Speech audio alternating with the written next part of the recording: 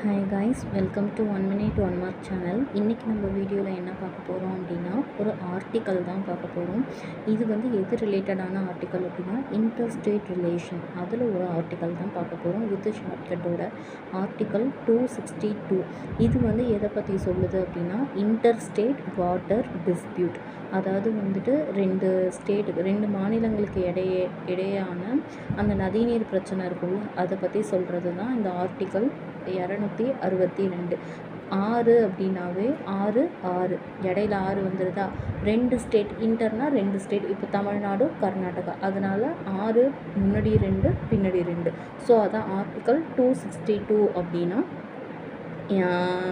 வந்துட்டு interstate water dispute, 2 மாநிலங்களுக்கு இடையேயான தண்ணீர் பிரச்சனை.